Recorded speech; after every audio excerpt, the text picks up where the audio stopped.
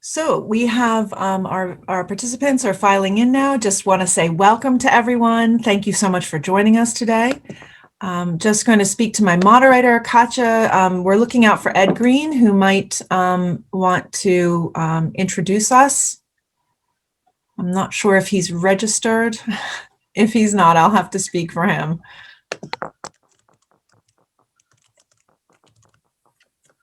Okay.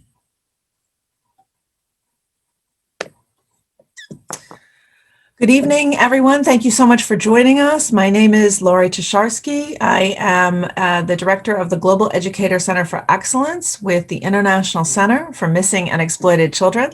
That's quite a mouthful, but I want to welcome anyone who hasn't heard of us to find out more on the ERCOS website. ERCOS is our host today, and we're really pleased to have them. And I think Ed has joined us now, and I'll let Ed welcome you more fully. I'd say good evening, good morning.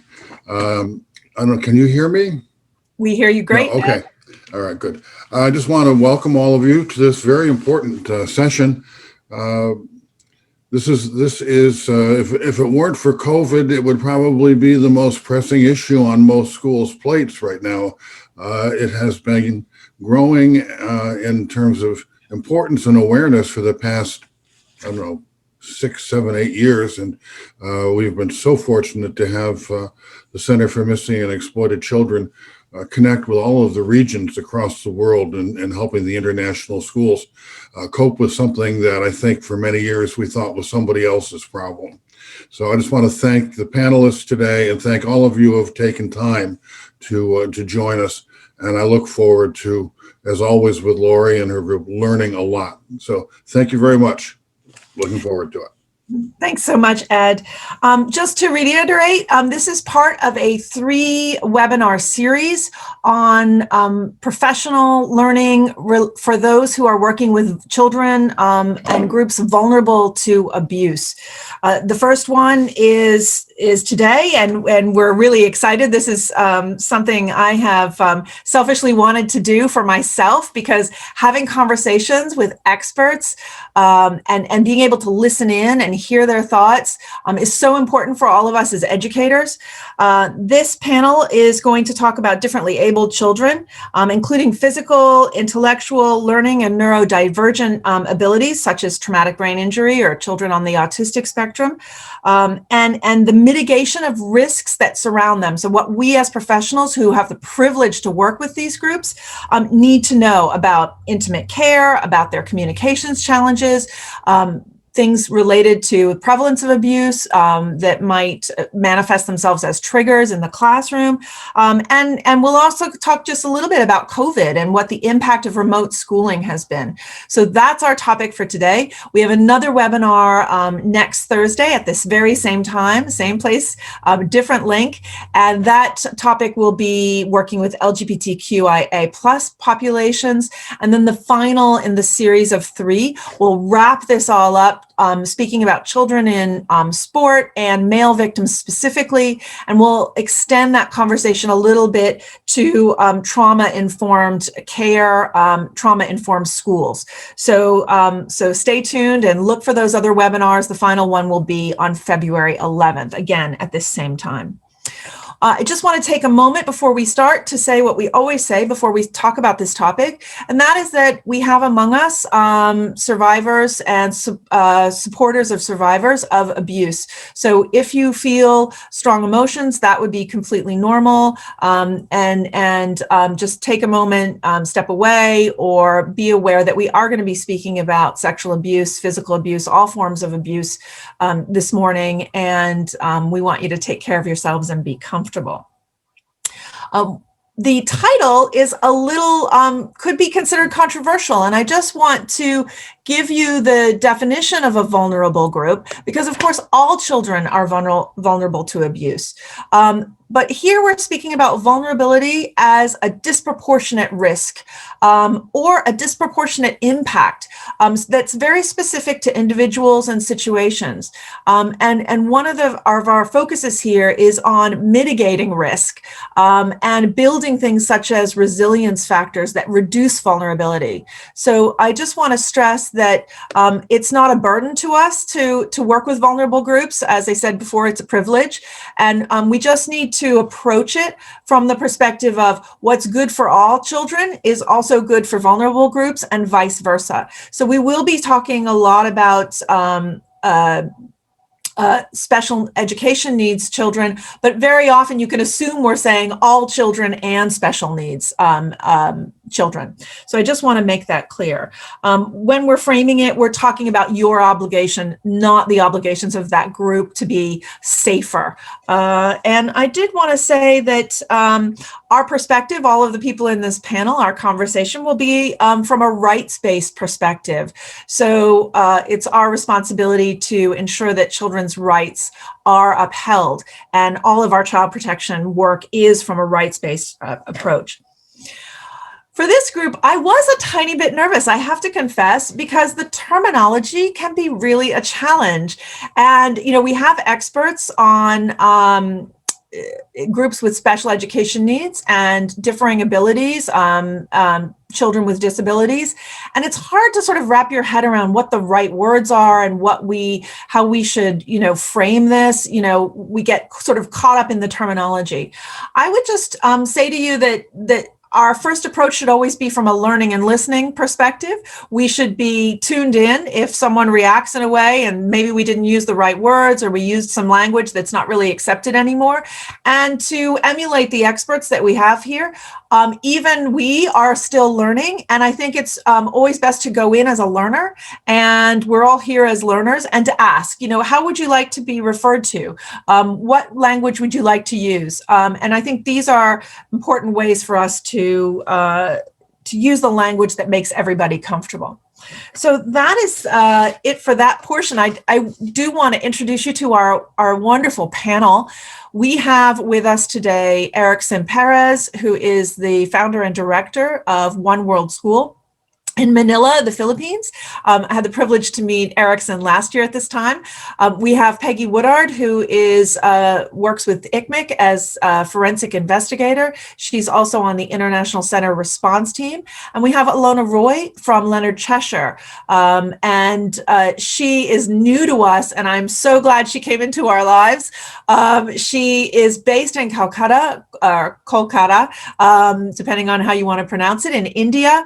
And I'm going to start with Alona. Let each of you just have a minute to say a little more about your organizations. Alona, tell us a little bit more about Leonard Cheshire, that's been around for 70 years doing this work all over the world. You handle the whole region, and just tell us a little bit more about that. Yes, thank you so much, Laurie, and a pleasure to be here as a part of this panel and as a part of this conversation. So Leonard Cheshire is an organization based out of UK, working for over 70 years with differently abled people, adults and children. We work primarily in three focus areas, that is education, livelihoods, advocacy. And we do have international community work where we are working with strong partners and organizations in the community, as well as a lot of care and support systems. You know, we work with a lot of care and support homes in the UK as well. Part of my work in Leonard Cheshire is to see to the safeguarding perspective. So there is no harm within our programs whatsoever and within our partners in the Asia region. Thank you. Yeah, thanks, Alona. And you know that building organizations that are safer takes really all of us. And that's a great pivot point to Ericson, who is in one such organization. Ericson, do you want to say a little something about One World School? Hi, good evening and good morning. Thank you, Laurie, and thank you, Mr. Green, for inviting me to be part of this panel. I'm very honored to be here. One World School is in Metro Manila in the Philippines, and we have been in operation for 8 years now. We serve kids with different kinds of special needs, including autism spectrum disorder, Down syndrome, cerebral palsy, and a wide range of other special needs. And one of our thrusts in the community or in the school is to really bring awareness and advocate for kids in the Metro Manila community. We want to show the community that our kids have many talents, and as you said, they have many rights that they deserve to participate in and not be deprived of. So thank you for having me here tonight. Yeah, thank you so much. Thank you so much for that, Ericson. I think it's important to note that, statistics vary across the region, but we are talking about a group Peggy will have run into as a forensic investigator. I'm going to come to you next, Peggy, because we know that they are 4 times more likely to have experienced abuse, childhood abuse of all sorts, including sexual abuse, than other children. And we know at least in China, about 50% of all the cases that actually come forward are carried through by the authorities. So very often, if only 1 in 7, for example, in China, those statistics vary, if only 1 in 7 discloses abuse, and those percentages can be even lower in other places, and if that 1 in 7, only half of those cases end up getting attention by local authority, we know that we as educators are dealing with a population of children who have unresolved abuse, traumas, possibly triggers, and are vulnerable for onward additional abuse experiences. Peggy, you've been seeing a lot of that. Would you just tell us a little bit about your experience and your career? Sure, and thank you for having me today, and it's a pleasure to be here with you.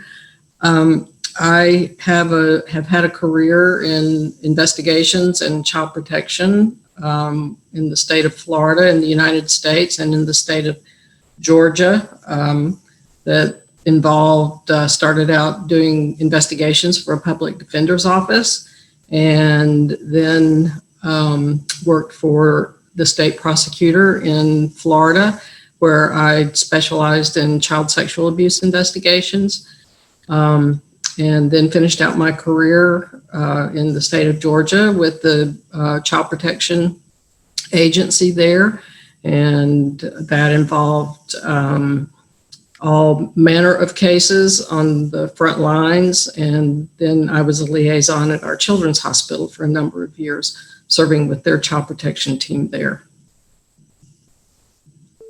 Thank you so much, Peggy.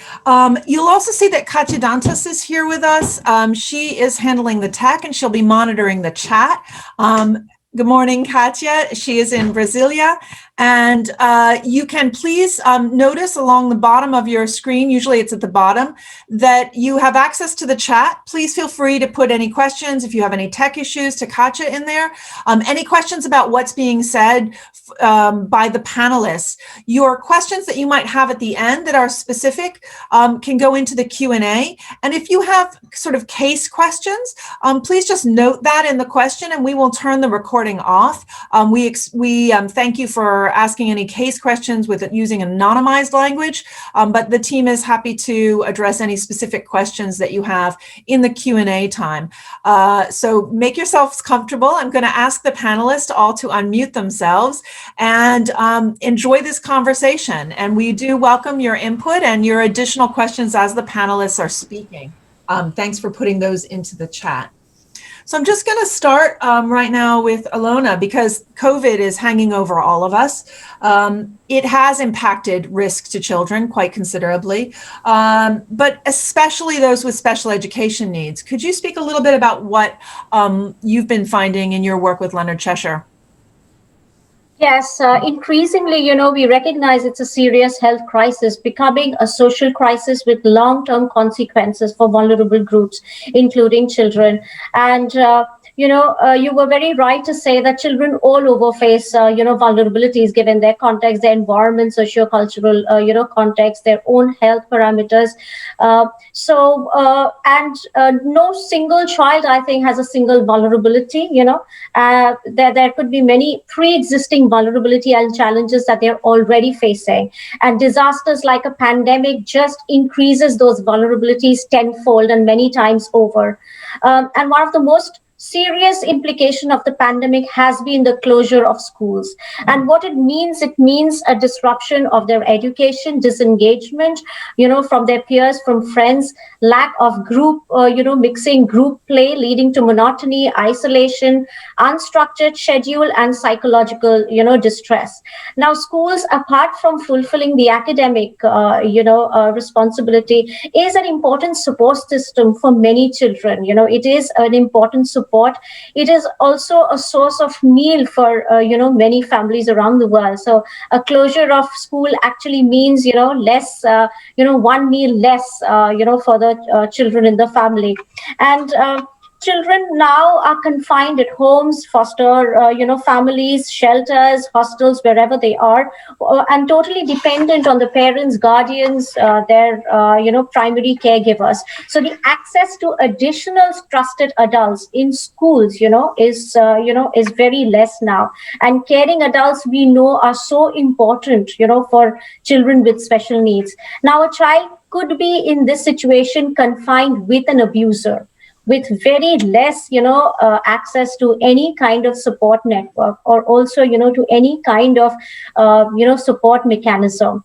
Apart from that, the pandemic has brought on a lot of additional stresses on families, economic strains, additional work, child caring work, coping with the stress of a child being at home. So the increased pressure has actually led to a lot of tensions and violence in family situations. And it is a well-established fact. Within our work, and in India, if I give an example, we have the National Child Helpline 1098 number, which recorded 92,000 more calls within the first few weeks of the lockdown. It is 50% increase, than normal times, and out of which 30% were related to protection from abuse. So, emotional abuse, physical abuse were the main, abuse that we were seeing, in a family situation of children. On the other hand, when parents are the primary caregivers, in the absence of a professional, of a therapist, parents may not be equipped to protect the child from abuse. If the child is, interacting with extended family members, with the neighbors, parents may not be knowing, how to protect a child from further risk. And children at home and adult predators spending more time online and on the internet. There is a worldwide spike in online abuse cases, which my esteemed panelist will be talking about, I'm sure. And, this closure of school is actually the largest disruption of education ever to be recorded in history. And there is a serious concern in some regions, such as in South Asia, Sub-Saharan Africa, that many children, especially girls, may never return to school, thus increasing their risk of being into forced, labor, being trafficked, early marriage, or just simply staying at home to help in the housework and help care for their siblings. The UN estimates 463 million school children worldwide, cannot be reached through the remote learning methods that we are talking about. So this remote learning method is really not reaching to so many children, including children with special needs, and taking into all these factors into account, the vulnerability is so much more for children with special needs. Children with, neurological or developmental, conditions within the autism spectrum, they need a fixed structured routine throughout the day. Disruption of any kind of routine does affect their social and emotional well-being. One-to-one support, physical therapy classes are essential for such children.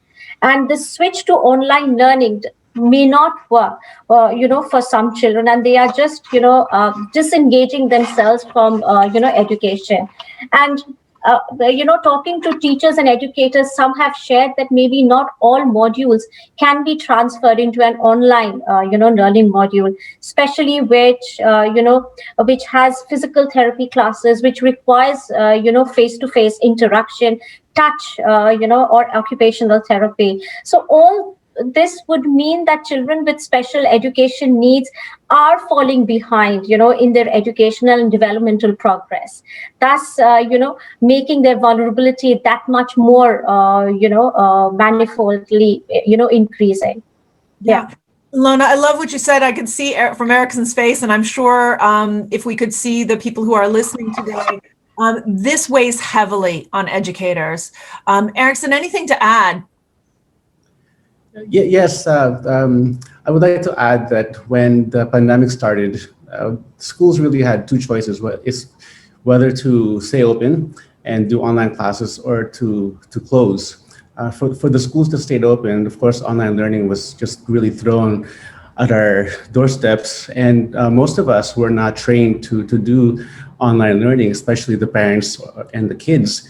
So basically, after a few weeks of being online, everybody is on edge.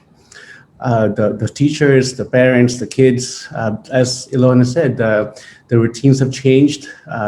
There's fewer adults physically present to protect the kids.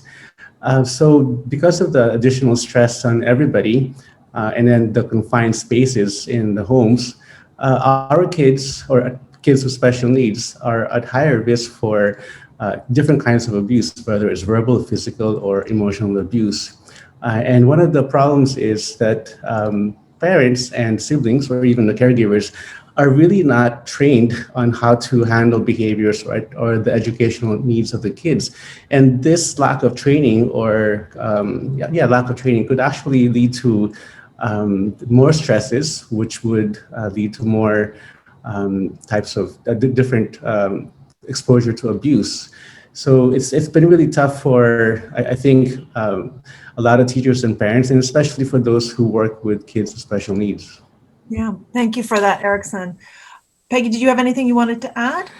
Just from my perspective, it's also been a problem with areas that have child protection agencies, because they have been limited on being able to access the home. So if reports are made, and they're being limited also by video contact, and you miss so much by not having that actual physical interaction and being able to go into the homes. And I don't know if that's the case in other areas of the world that have active child protection agencies, but that's put a real burden on it too. And so it's limited their ability to do their assessments. Yeah, thank you for that, Peggy. As I say, it weighs heavily on all of us. One of the things, since we have the expertise in the room, and this is kind of where I want to go and ask a little more about, is to ask, what are the commonly held, and I'm just going to direct this to you to start, Ilona, what are those myths about neuroatypical children, about physical and intellectual disabilities that educators of inclusive schools or educators generally might hold, or even parents, frankly? There are a lot of myth and misconception when it comes to this group of children, and I'm just going to focus on the topic that we are discussing today, and a lot of it actually reflects upon our behavior and the way we behave around them when we are working with them. Let me first start by saying that having special needs, no matter how profound they are, does not diminish the personhood, does not diminish the individual. Children, no matter where they are, with whatever ability, has the same human rights like everyone else, and they have as much right to privacy, self-determination, and consent. And hence, you and me, people who are working with such children, needs to understand their work from a rights-based approach. Yeah, I have seen, videos where are put up, with children, in their worst meltdowns for, I don't know, educational or fundraising purposes. Children who cannot give their consent verbally does not mean that they are okay with it. So understanding, respecting the human rights of each child, is, very important here. Then. There is another myth that differently able children are less likely to be abused. I have come across, parents, caregivers, even educators who may be ignorant or suffer from denial that such children can be abused. I have even heard statements, especially in my, region, is that they don't look good, so they are less likely to be abused. So because of some of their conditions, they may look different, so equating abuse somehow to the way they look or to beauty or whatever, so they look different, so they cannot be abused. So these are some of the thoughts that are prevalent there. So let me just make it clear, as you said, they are 3 to 4 times likely to be abused. It is a well established fact. And and different kind of abuse: physical, emotional, neglect, sexual abuse, as well as bullying. Thirdly is that there is a perception that some children, especially within the autism spectrum and other neurological conditions, feel less. So they have less feelings, right? And this kind of justifies, some of the actions that are, done to them. So some peers, justify bullying, saying they feel less, it's not that serious on them because they don't feel. So this is another myth. Let's be clear that on the contrary, some of these children are very much concerned about their feelings and the feelings of people around them. I mean, the way they communicate the emotions and the way they perceive it could be different, and the way they express them could be a way different from what you and me or society conforms to, being normal. So so inability to answer verbally does not mean that they are giving consent. So just because a child did not protest verbally to the abuse does not mean that the child was okay with the abuse. And it is very difficult for any child to counter and protest against abuse, to speak out. And that difficulty is much more with children with speech, communication, or any kind of neurological, difficulties or conditions. And this inability to respond, does not mean inability to comprehend, inability to understand, what is happening. Another myth is that let's not assume that they have no way of communicating it. They will have their cues. They will be communicating. Maybe you and I, people who are working with them, are not equipped to understand the cues that they are giving, the way they are communicating, and these could be, instances where educators can develop special communication, non-verbal communication cues with children who may not be able to communicate verbally. And fourthly is that because we are unable to understand, their communication language, very often we attribute behavior to that condition, rather than saying that it's sexual abuse or abuse. For example, there are bruises on the skin.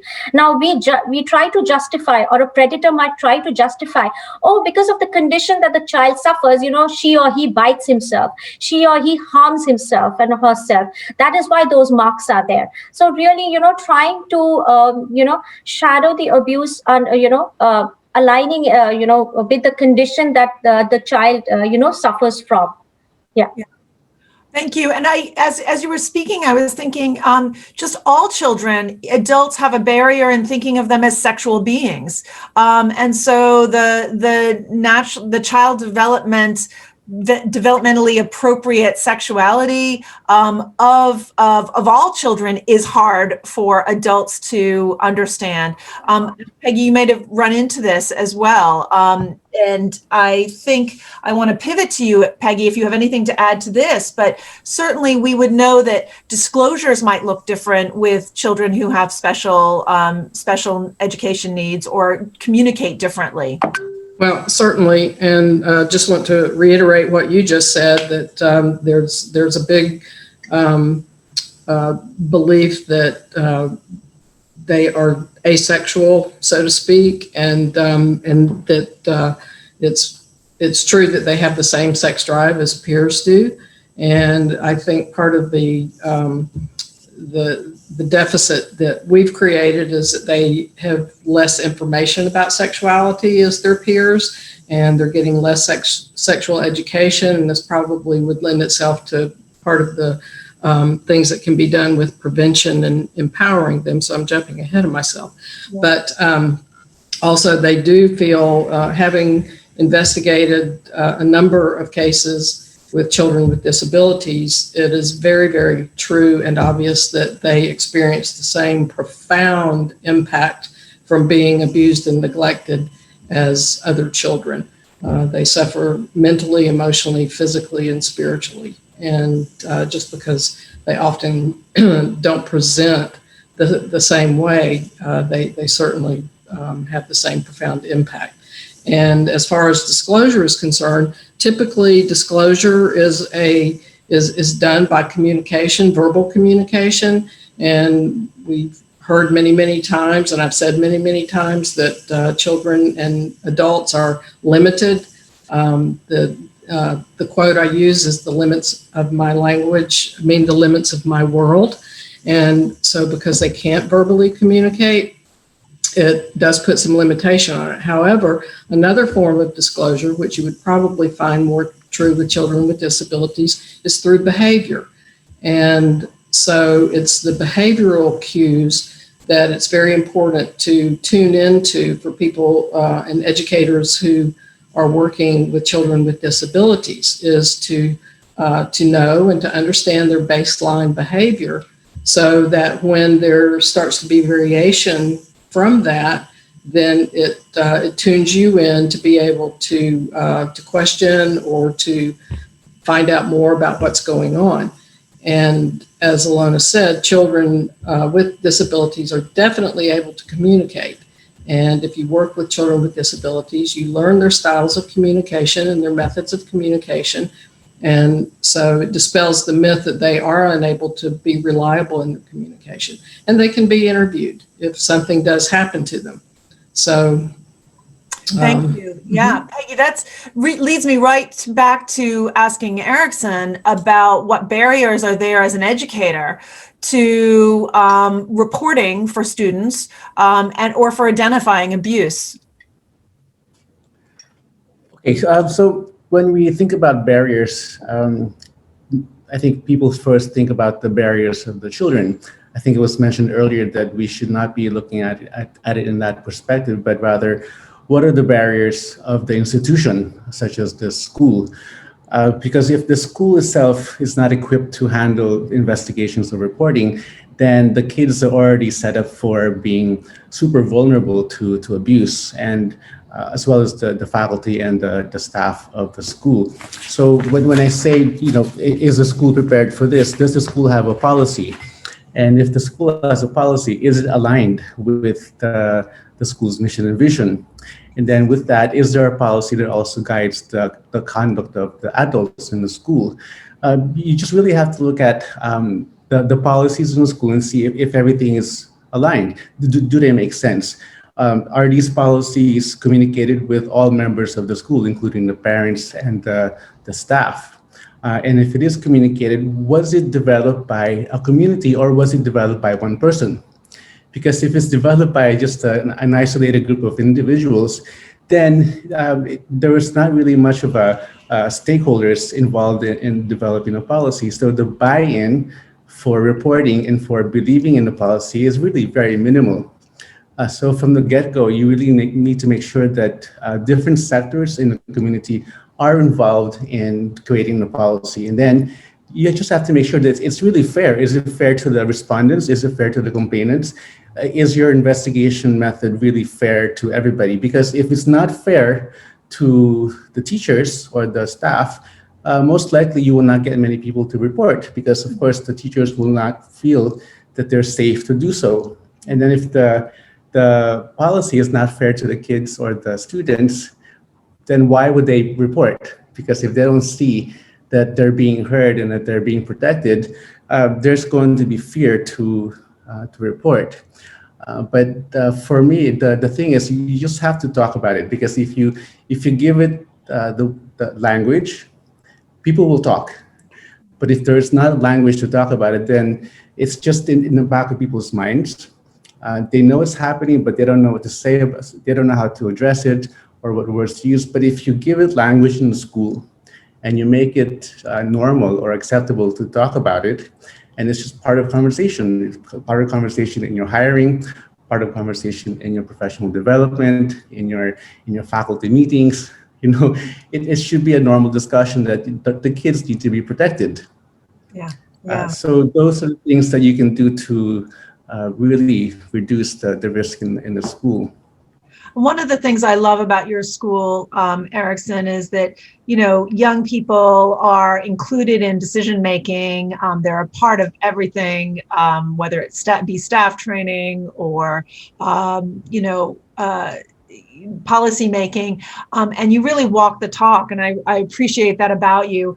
And I think too, one of the things that can happen is that the population that you're dealing with is struggling with or interfaces with social norms and boundaries differently. And so there can be concerns about peer abuse. There can be concerns about how children are with each other. Do you have anything to add about that? Because some of these are schools that are thinking about walking out and being more inclusive, including more children with differing abilities. Might be experiencing pushback from parents of neurotypical children. And I know you have both in your school. Anything you want to share with the listeners about that? Sure. I think what's important is that you have to ensure that your school has a culture of acceptance of everybody. And that there's this culture of respect for different kinds of people in the world, basically. Because if you don't have that culture in the school, it's going to be very hard to make the school inclusive. And my thought about schools who would be hesitant to accept kids with special needs because of the cost is that if the school is not willing to provide the cost or the resources, then they should not be accepting kids with the different needs, because that would be totally irresponsible. If you accept kids into the school, you're basically guaranteeing to the parents as well as the whole school community that the school is safe for that child. However, if the school does not have the resources or the proper culture to make the school safe for that child, accepting that child would be really irresponsible and risky for everybody. Yeah, thank you for that. I think that's true. And you've already alluded to some of the things that schools can do that they should be doing for all children, such as safer hiring. Alona, I might ask you to speak a little bit about what other things can schools do to prevent harm or reduce the risk of harm and build resiliency in children, all children, especially those with special needs. So Ericson was talking about policies, and I would also start from there. Policies and have your procedures in place. That is the child protection and safeguarding policy, which writes the commitments of your school to prevent abuse and address any kind of abuse through reporting and responding procedures. You can also have other kinds of policies, such as whistleblowing policy, to protect the identity and confidentiality of those raising a concern. You can have data protection policy if you are dealing with sensitive data, especially regard to health and family background of your children and students. And I would also say that policies are always customized and contextualized according to, of course, the vision and mission of the school, but also according to the laws and legislations of your country and to the needs of the group that you are working with. So if your policy is, should address the specific needs of differently abled children who are more vulnerable to abuse and hence have protocols, for their prevention. And if caregivers are providing intimate care, for example, in your school, that is, personal care, for example, washing them, bathing them, or, helping them, put on their clothes, etc., then you have to have those intimate care policies as well to set about boundaries. You need to have the privacy protocol as well. And Also, let's not try to do things, for a child when he or she is capable of doing something. So those kind of, protocols need to be there. And a policy should be developed from a child, centered approach. That is, putting the child at the center and understanding what is best for the child in all of our actions that we do, unless it is contradictory to the safety of the child himself or herself and those around, them. So it is a child centered, policy that we do. It should include code of conduct, that is acceptable and unacceptable behavior from all personnel. It should be part of your contractual obligation. That is, any breach of code of conduct can invite investigation and disciplinary measures.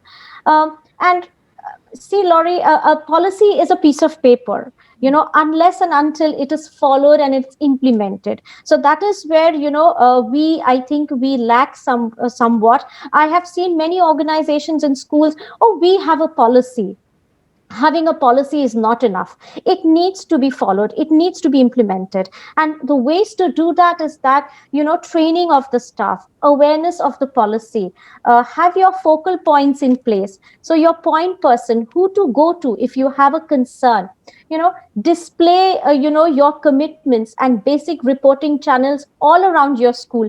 It will act as a deterrent for any perpetrator or any outsider who could be a predator from entering. So the first impression that person will get, oh, the school is really important when it comes to preventing and addressing abuse. Also make your children aware. Very often our work on safeguarding and protection stops with our personnel, our staff, our educators. No, the child has to know, the student has to know that when they come to your school, they have a right to be protected from abuse. And if those rights are violated, they can report, and where to report and how to report. So have accessible ways which all children can access, with different kind of abilities. So have multiple channels to report. Okay, then have a training plan, a yearly training plan, an induction training plan, and a refresher training plan for all your personnel, including those who are not in direct contact with children. Everyone should be knowing about abuse, how to recognize abuse, the laws and legislations around abuse in your country, child protection concepts, child rights, the policies and reporting channels. Have specialized trainings for the focal points, that is how to handle disclosures. Disclosure is when a person is for the first time communicating about abuse, what to do then.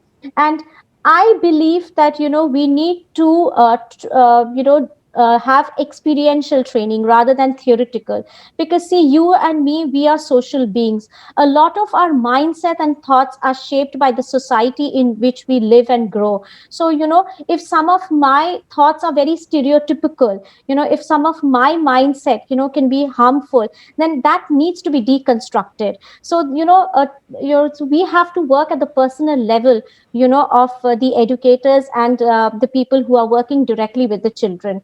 Yeah. Have safe recruiting process. So what does that mean? Background checks, police verification, it is possible in some countries now, written reference check. Write about your commitments to prevent abuse and safeguard children in all your advertisement, in all your contracts, right?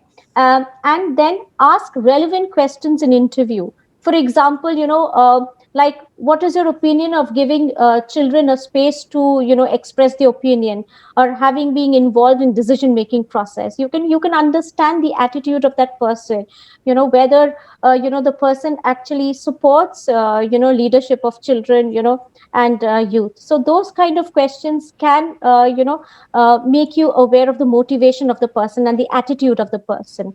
And lastly, do some risk assessment. So for your activities and programs, analyze some of the risk. For example, you're taking your kids out for a fun day in the park, or there is a residential training with an external trainer.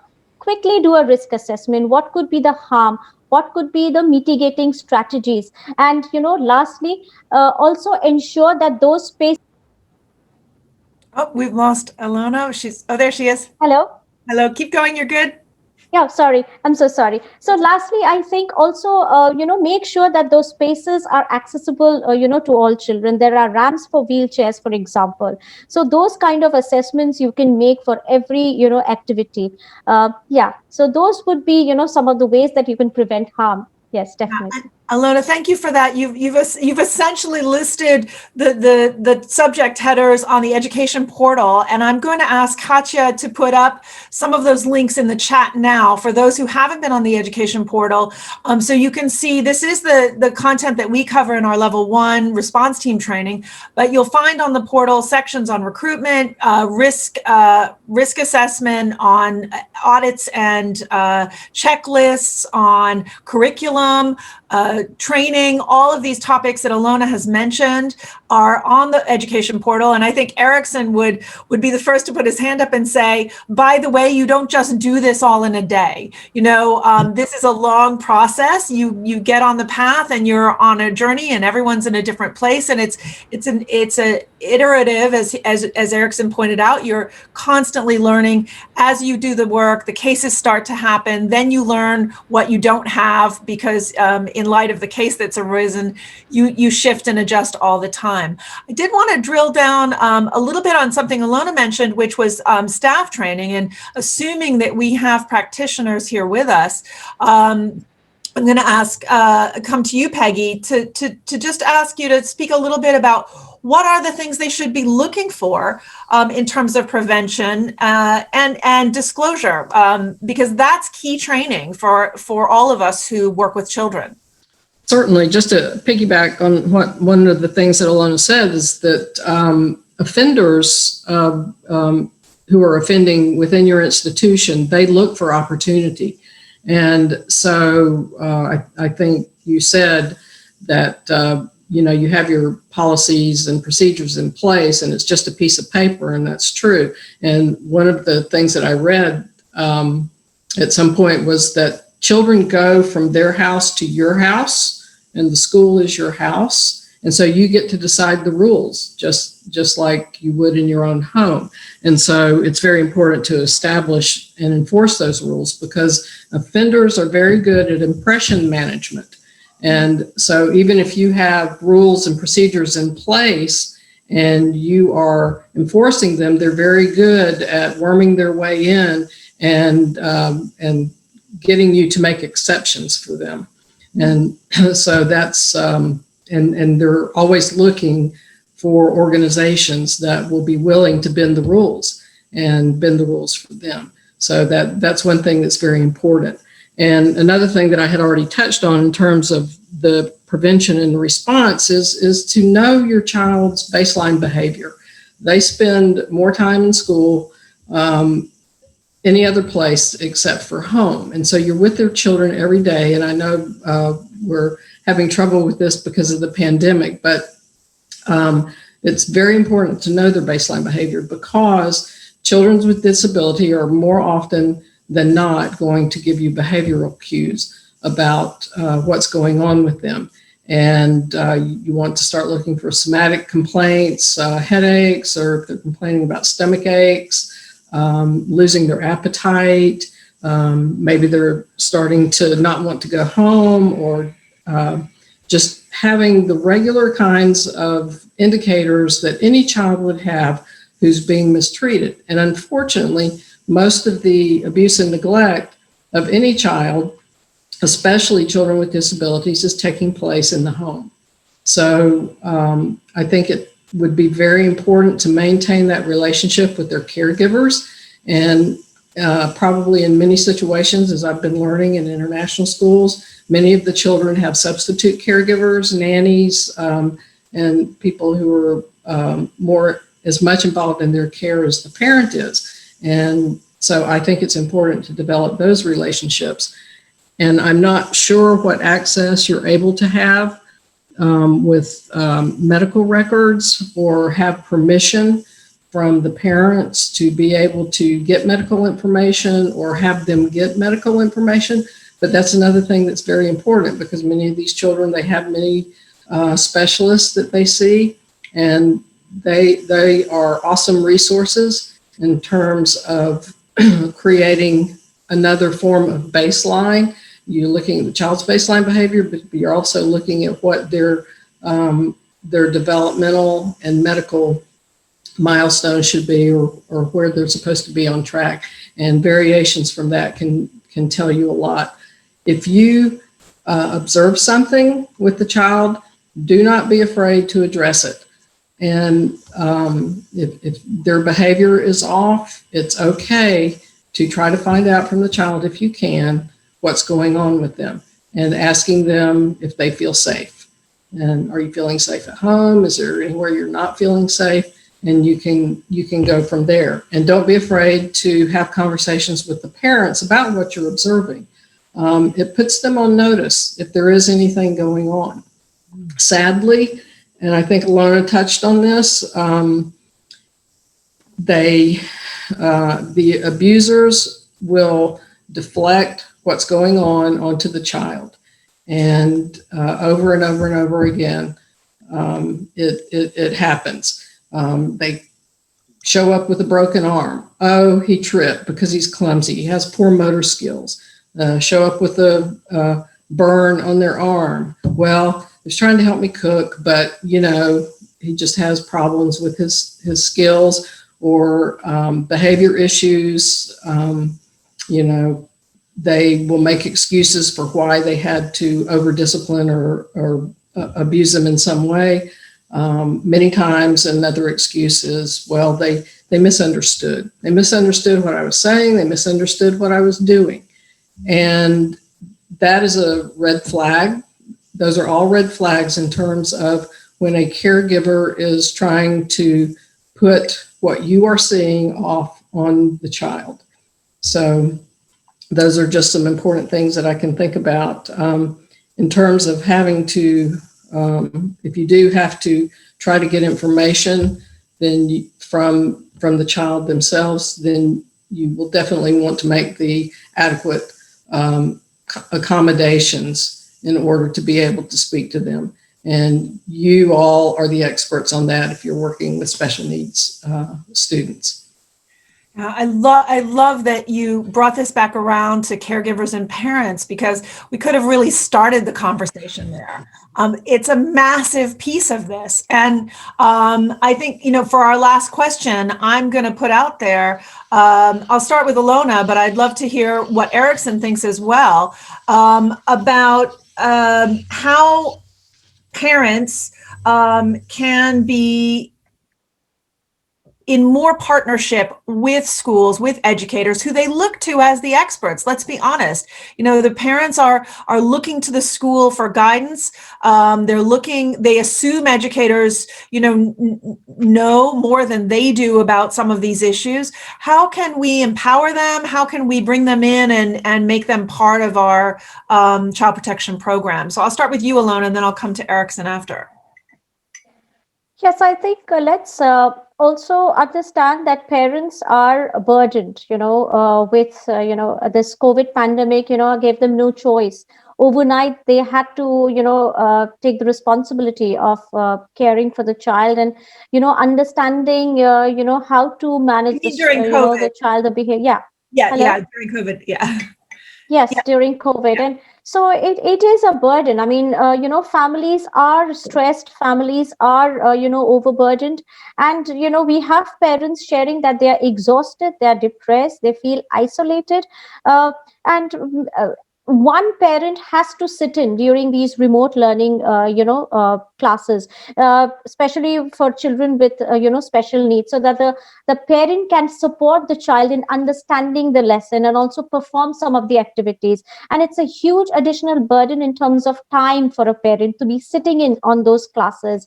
And so, and many parents, as Ericson said, they might not be equipped with the skills, with the apps that we are using, with the technology that we are using. So it is a new experience for the child himself herself, and it's a new experience for the parents themselves.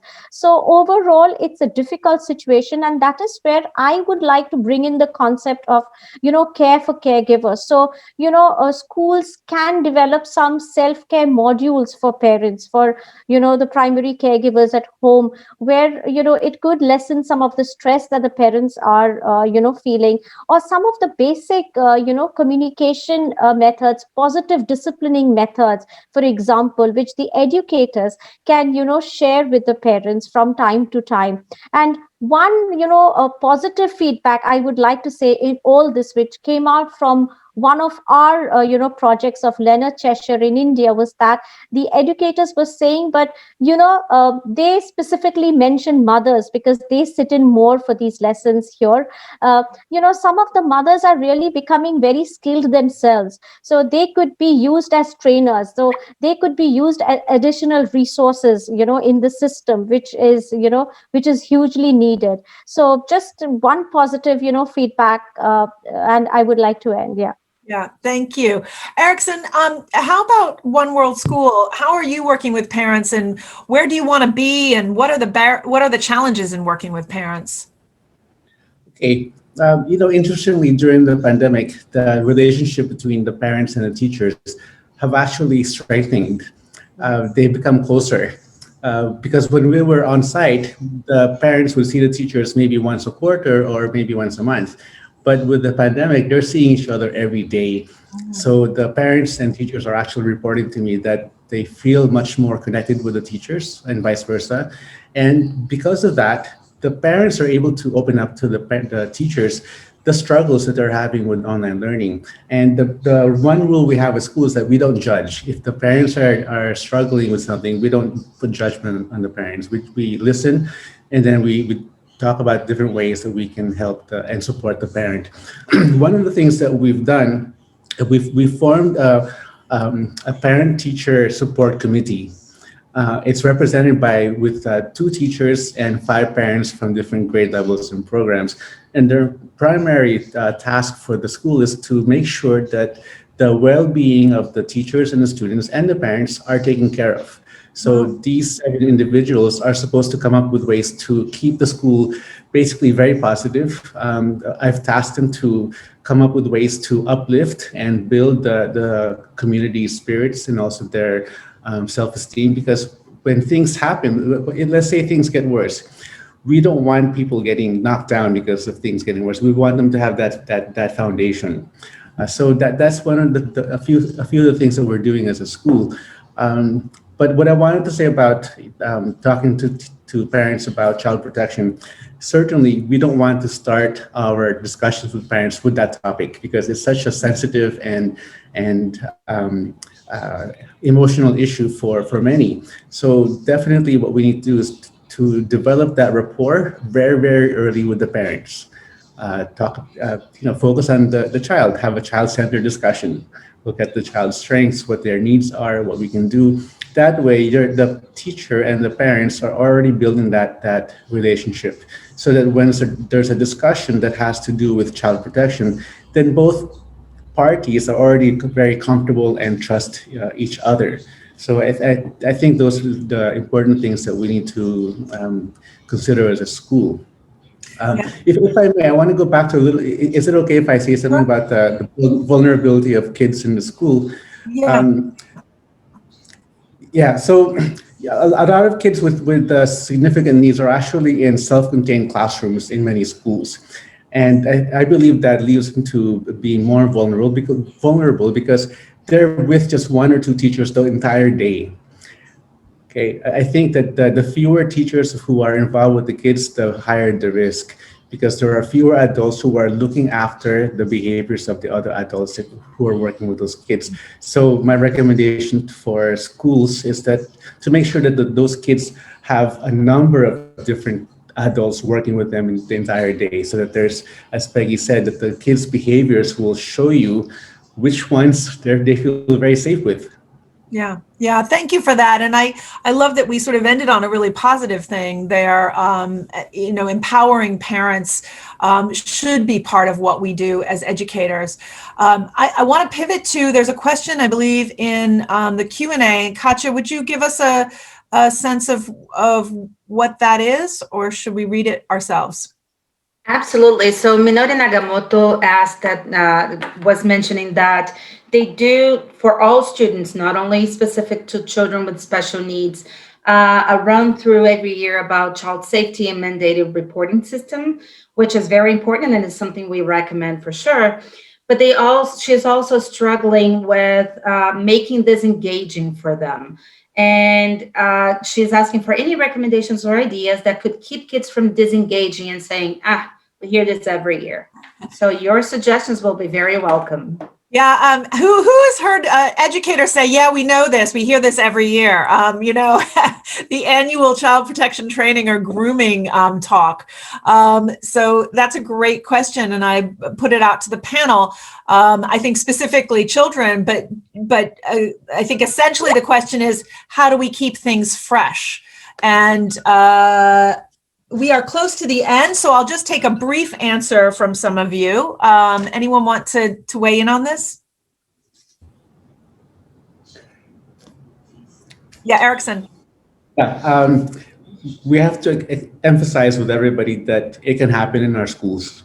I used to believe that because we are all special education teachers in my school, that it could never happen because our jobs is to protect the kids. But then when you start talking about abuse and the vulnerabilities, then you start seeing all the different ways that your school is at risk.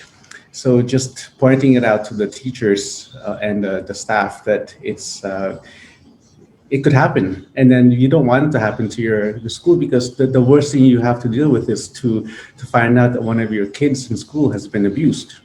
Yeah. You know, it's that we don't want to get to that point. So prevention is really key here. Yeah, I thank you for that, Ericson. And certainly my first instinct really when working with young people is to listen. I think you're going to engage them more if you're hearing about their experiences rather than telling them, here's the swimsuit rule, here's the how to be safe, and you're delivering from adult to child a lot of content. You'll see on the section of the portal called curriculum that we have the characteristics of an effective abuse prevention education. That's a key resource, and what it talks about again and again and again, and this is a meta-analysis of studies all over the world, what it says again and again is that it has to be real. It has to be real for them, lived based on what their experiences are. And their experiences in Manila are going to be different from their experiences in Shanghai.